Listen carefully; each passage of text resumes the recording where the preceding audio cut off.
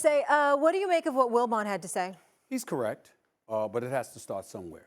And why not start with an NBA champion as a head coach, of Mike Budenholzer, who's also a four-time champion as an assistant coach with the San Antonio Spurs, who also coached the Milwaukee Bucks for 5 years, and they had 23 more wins than anybody in the NBA at the time, and one of the elite offenses in the game as well. So we got to take that into consideration as well.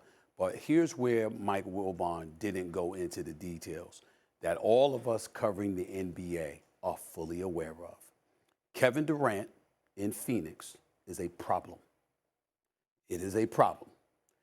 We don't see it because the stats are there. Him and Booker average 27 points per game and what have you. But they say Kevin Durant is never happy. They say that he went more than a month without even talking to the head coach. They say that he doesn't look happy there. And all he wants to do is play when the game starts and tip-off time arrives, but when it comes to ingratiating yourself with your teammates and getting along with everybody and stuff like that, he just lives in his own world. He's not hated. He's not despised. He's not doing anything negative. He's not being somebody that's two-faced and behind people back doing stuff. No, that's not who Kevin Durant is, but keeping to himself. Why does that matter? It's similar to what he was doing in Golden State before he ultimately departed, which is what was driving Draymond Green crazy, which is why they ultimately got into it on the court in that Clippers game and what have you. Because you hear stuff, you hear about the level of unhappiness, et cetera, and you get tired of it because when you don't want to talk and when you don't want to answer questions, you don't want to lead in a very visible way, well, that forces other people to have to step up and take on a level of culpability that they don't want to stomach. And so because of all of that stuff, that's the untold stuff that's going on in Phoenix. There's more than that. Make no mistake, it's not all on Kevin Durant, but that's a big, big part of it, which is why you've got to disband this group. They're not a big three. They're big three in money. They're a big three in name, but they ain't a big three in level of production. They were the worst fourth-quarter team in the NBA last year. They got outscored by 11.6 points for 100 possessions. Well, guess what? That schematically, in terms of Frank Vogel, that's number one offensively because defensively the man knows what he's doing. But evidently, they were one of the poorer defensive teams, particularly in the fourth quarter. They just didn't get it done. And in the end, when you get swept in the first round and you've got those kind of problems, I'm talking to America. I'm not speculating. I'm not guessing. I'm talking to you as somebody that covers this league. Most of us in the league who cover the NBA know this stuff has been going on in Phoenix, but it's far more problematic than we gave noise to it about as the season progressed. Once the season ended, you heard more and more and more about what happened. That's why they got a championship coach up in there with a 5-year deal, giving them more than $10 million a year because you're making that investment because you know more changes have to come and you have to have that person in that position that could facilitate. Shay, Monica, where are you on this? Do you feel like they need to break up, the big three? Yeah, I think they're late to the big three party. Not only the things that Stephen A. mentioned apply, but like typically, let's just go back to Milwaukee, the year they beat Phoenix in the championship. The big three, the third of the big three is willing to sacrifice, is a Swiss Army knife in terms of being able to defend. You just put together 3 scores. Like, to me, it's a little repetitive. So I remember being in Fort Greene Park at the layout when the Bradley Beal trade went down, being like, what are we doing here? So I do think that there's some redundance there. The only person in this that has trade value and legitimately could be moved is probably Kevin Durant. And even though Stephen A. just rattled off some of the interpersonal things, he just want to hoop. There's plenty of teams that want to do that just want to hoop. That's right, and they'll take him. You know what? It just gets hard, though, when you're dealing with a player like Kevin Durant, talking about a guy that I've been in locker rooms, because you always wonder, man, you're walking on eggshells. Man, what can I say? How do I approach him? And I understand that he wants to play and he's a historically great player. Yes. But it's tough. Yeah. It's tough when you're dealing with a guy like that because you want to ingratiate yourself. You're a part of a team. And it's a big difference between a basketball team locker room and a football locker room. Because you got 80 guys in a football locker room. You only got 15 guys in that locker room. Monica, there's only so many guys that you can talk to. And then when you get one of your superstars, what Stephen A. is reporting is true, it's tough. It's tough but I agree with you guys. I think they need to break it up because the problem that they have is that they don't have a point guard. Devin Booker is not a point guard. I don't care people. But he can do. No, he can't. But here's the big thing also as well. They had a point guard. His name was CP3. Yeah, dude. Well, what's one of the reasons he was gone? You know one of the reasons CP3 is gone? Because CP3 is known for holding people accountable. He ain't playing that nonsense. We ain't going to just do what we want to do. We're going to do what it takes to win. So that's problematic as well. And here's the biggest thing, Molly. I held off on this, but I got to say this. There's very few teams in the league that have more assets to offer. Because Phoenix doesn't have. There's very few teams that have more assets to offer than Oklahoma City and New York. Yeah. New York's got 11 first-round picks over the next 7 years. And you know how I said KD, take that number one option, take KD to New York. Listen. I'm telling you, I got calls immediately after saying last week, go get Kevin Durant. They said, hell no.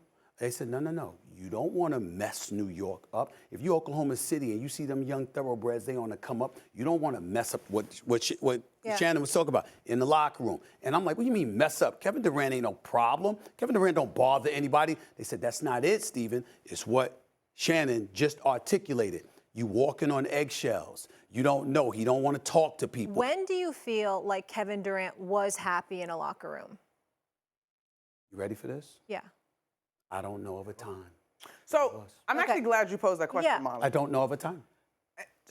Not in Oklahoma City, not in Golden State, not in Brooklyn. Well, and again, it's like, what do we attribute that to? Is it when the team's not winning? Is it chemistry with your teammates? When he was on the court, they were never losing. Is it the city? Because he's too talented. Go ahead. He's a superstar. I think this gets amplified in the conversation around KD. And I don't know what is or isn't true, right? When I have the chance to cover games in Phoenix, KD just want to hoop. Our last conversation when I was in Phoenix he was kind of chuckling at the idea of guys being labeled old, right? So that's kind of where my knowledge starts. He always just wants to hoop. Correct, right? Always. But I think there are probably more guys in the league that present the same sort of personality. No. No, not that. It's different, Eminem. It's different. I'm not saying. Listen, you cover the league. You know what you're talking about. I'm not trying to challenge you on that. What I'm saying is that there's a whole bunch of dudes who just want to hoop and don't want any of the extracurricular responsibilities. That's not new. You're right. I got you. But very few wear it or have the cachet to wear it on their sleeve, even around their teammates, the way that he has. What are you going to say to a brother that's going to go out every single night, no matter what he's doing? He's going to go out every single night. He's going to give you 27, 28 a night. Okay. He's going to be efficient. He's going to be one of the elite superstars in this game. Kevin Durant does not cheat you on the court. What if in terms of chemistry, and obviously you're part of this as well, what if there's the right coach? Like the coach that he respects that can get to him? Or what if there's another veteran player that he respects? Well, let me stop you. You had Scott Brooks for years. You got Steve Kerr, okay? Kenny Atkinson. Now, you got Steve Nash isn't there if Kevin Durant doesn't mind. You had a problem with him being there. So you let that happen, okay? You go to Phoenix. Frank Vogel's a champion, okay? Monty Williams was there before Frank Vogel. The bottom line is when you sit up there and say, he's 35 years old. He's been in the league 15 years. Nobody's trying to hear anything about, is there the right coach? At this stage? With his greatness? I'm just saying, there's too much talent, so you trade him? So you have to. What's the move? I think you do. And who takes him? Because I'm just a lot of people take him. He's Kevin Durant. Yeah, who? A lot of people take him. What's the right place? If you're saying it's the kind of thing like the Knicks are too young, they don't want to mess up what the Knicks have going. Obviously, they're banged up. You don't want to mess up what's happening in OKC. What's the right fit? Personality-wise, I'm just talking about his personality.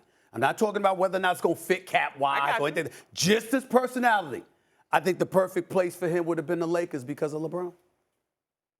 Now we really in dream. Of course. Right now we going. Listen, I'm just talking about personality. Look. I would take him. I would take him in New York personally. I know, obviously, you're a Lakers Molly, fan. Shannon, I'm only talking about LeBron because LeBron is a magnet for the attention. So because you have that, Kevin Durant gets to play in the background. This be fun. But that wasn't enough for him in Golden State, evidently, so we don't know. So before we jump all the way to Fantasyland, what I will say, I think we all agree that he's the piece that has the best return if he's moved. Yes.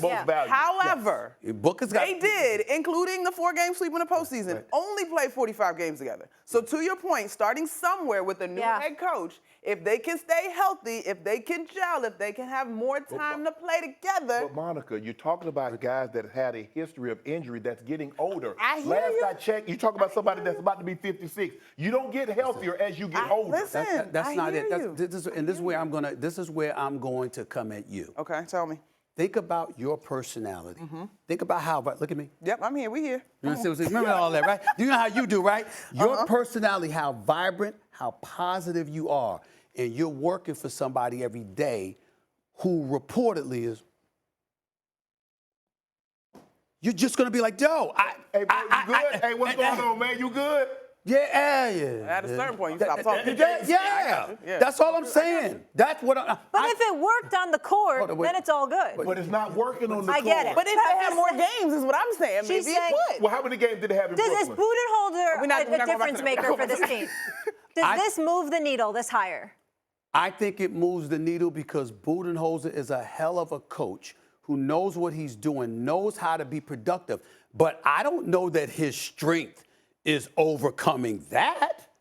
Good point. I don't know that. I have all the faith in the world in Budenholzer as a coach in terms of X's and O's and knowing and dissecting who should be responsible, allocating responsibility to this person or that person. I have all the faith in the world with him. But if you have somebody that distances himself from everybody around him and is basically ISOs himself, and that's hard to overcome.